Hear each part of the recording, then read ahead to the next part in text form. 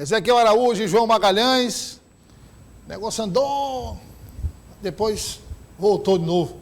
Mas os dois estão aqui, firmes e fortes. E nós vamos começar falando sobre essa disputa territorial, que de vez em quando o tema volta a ser tratado, entre Piauí e Ceará. O Ezequiel conversou com o deputado estadual Ziza Carvalho, que falou sobre a situação atual desse litígio. Acompanhe. A Assembleia vem acompanhando muito atentamente essa questão através da Comissão de Estudos Territoriais, onde faz parte não só membros da Assembleia Legislativa, como também a Procuradoria do Estado, o IBGE, a Secretaria de Planejamento, o INTERP.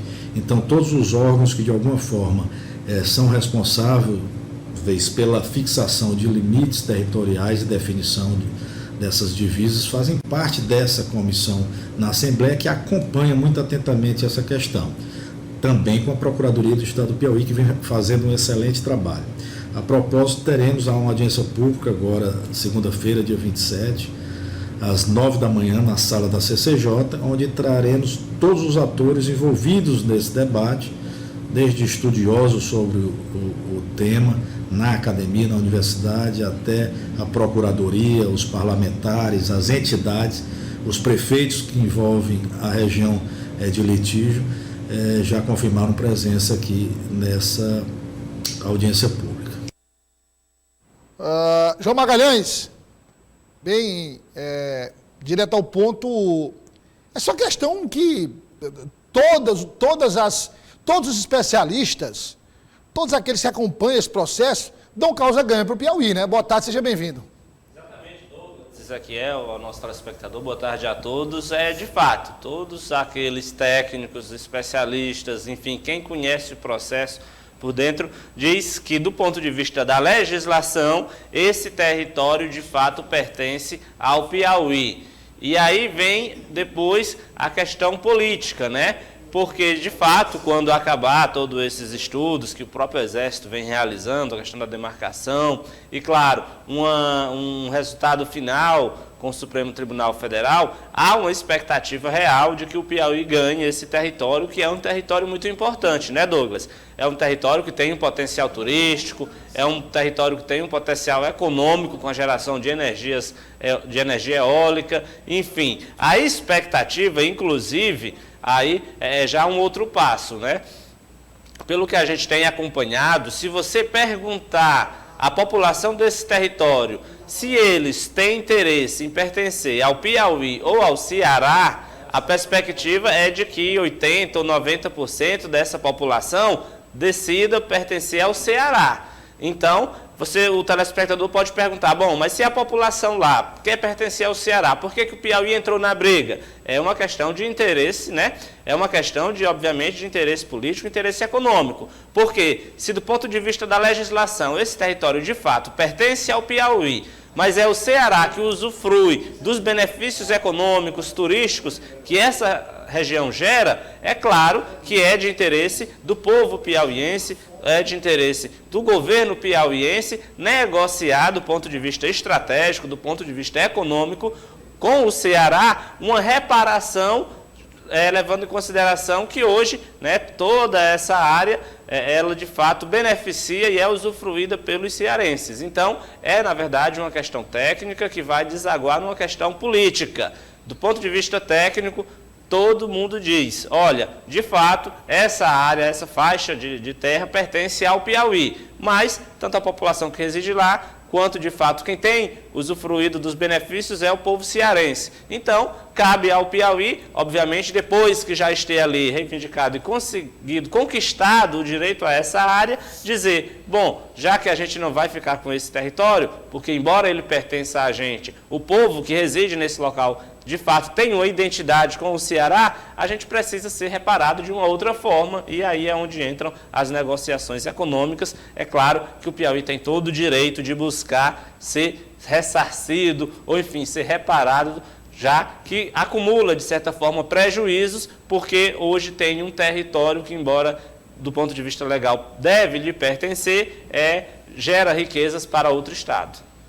Não falar em faixa aí, espero que não se transforme na faixa de Gaza, né?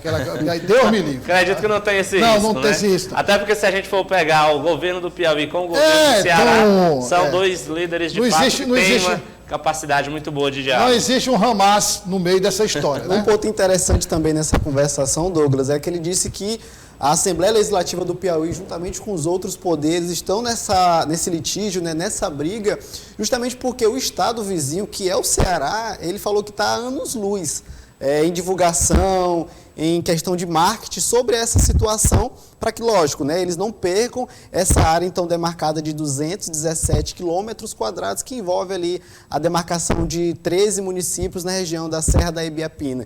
Então, ele está informando que já também na próxima segunda-feira, a partir das 9 horas, 9h30 da manhã, vai ter uma nova audiência na CCJ da Alep, se tratando justamente desse assunto novamente, do litígio entre os estados do Ceará e do Piauí, para continuar reavivando, né, esquentando esse debate aqui no estado, para que esse devido julgamento que já acontece, que vai acontecer, na verdade, no ano que vem, lógico, possa ser de grande valia para o estado do Piauí. Coloca na tela a foto para mim, por favor. A foto de uma reunião.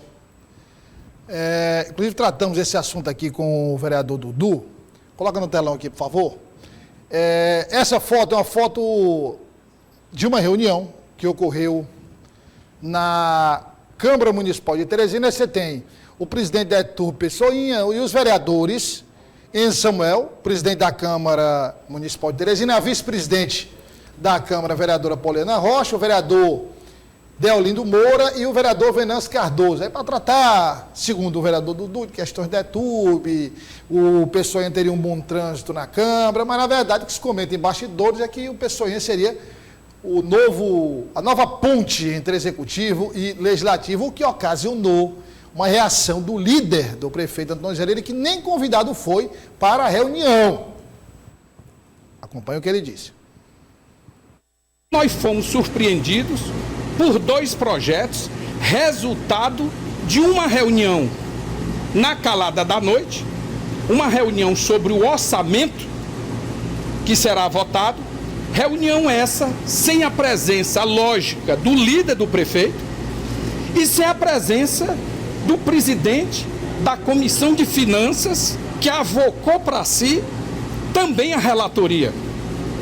Aquilo ficou estranho, muito estranho. Agora, reunião com quem? Com um grupo que sempre armou, sempre chantageou e sempre usou momentos de barganhas contra o prefeito, contra o palácio e contra a cidade, com atos espúrios, que o líder não concorda. Talvez por isso que eles possam ter como condicional a ausência do líder. O Magalhães, rapaz, o vereador Antônio Gereira, como sempre, pegou pesado, viu? Dizendo aqui, usando aqui uma linguagem popular, ele virou o siri da lata, viu? Olha, eu achei até tranquilo pelo perfil histórico, né, do líder do você prefeito. Tá dando uma margem de erro muito grande, viu?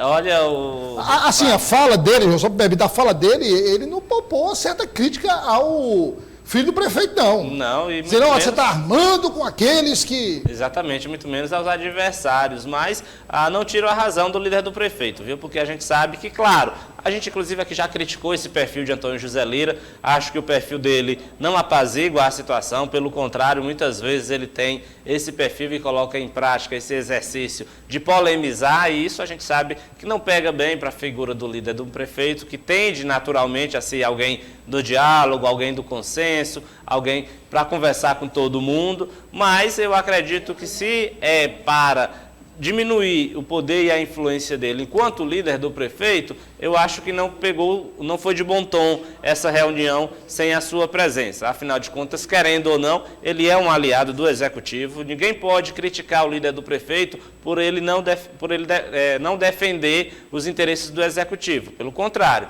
ele sempre, claro, ao seu estilo, sempre faz questão de defender os interesses da prefeitura. Às vezes até adota um tom mais um pouco ofensivo, mas é sempre priorizando os interesses do Executivo. Acho que excluí-lo, né, dessa reunião, de certa forma, acaba desmerecendo um pouco desse processo de articulação política e, claro, o Antônio José Lira tem esse perfil, de fato, de ser polêmico. Ele não é alguém que guarda, né, que mede as palavras. Quando ele quer, de fato, falar, ele fala o que ele pensa, mas, claro, que paga um preço por isso. Inclusive, em muitas votações a gente já observou alguns parlamentares criticando a postura dele, que às vezes é muito, vamos dizer assim, ofensiva. No entanto, tirá-lo, excluí-lo, ele dessa forma, eu acredito que acaba sendo mais um erro estratégico por parte do Executivo. Afinal de contas, Antônio José Lira tem sido um aliado muito fiel. Pode-se criticar a forma como ele conduz as discussões, mas não se pode criticar a sua lealdade ao Executivo, ao prefeito doutor Pessoa. Antes de chamar a deputada estadual Bárbara do Firmino, só quero ouvir bem rápido aqui do Ezequiel o seguinte: vai ter desdobramento, né, Ezequiel? Essa reunião que aconteceu, então, antes de ontem, na terça-feira, já está surtindo efeito, Douglas. Amanhã está marcada uma nova rodada de conversações, agora com o secretário de Planejamento, o ministro João Henrique, exatamente, o ministro João Henrique. Ele vai estar amanhã, sexta-feira, na Câmara Municipal de Teresina, a partir das 11 horas da manhã, para conversar basicamente sobre isso, sobre o orçamento da capital para o ano que vem. Essa informação, a qual foi confirmado pelo próprio presidente da Comissão de Finanças da Câmara, o vereador Alain Brandão. Bem rápido aqui, só para a gente não perder o time, ou podemos deixar para amanhã? Ezequiel, você acha que dá para, ou a gente pode chamar? Amanhã, pode ser amanhã. Pode ser? Não, então a gente encerra amanhã. Esse assunto é importante. Rapaz, o assunto ainda, eu pensei que isso ainda mas ainda gerou uma certa polêmica. Aquele episódio relacionado à adesão da deputada estadual, Bárbara do Firmino, ao pré-candidato Fábio Novo. Nós vamos tratar amanhã dessa história. Ainda tem mais Antônio José Lira amanhã também. Porque ele disse que só sai da liderança do prefeito em duas condições. Ele vai dizer quais amanhã. Obrigado, João Magalhães. Obrigado, Ezequiel Araújo, pela participação.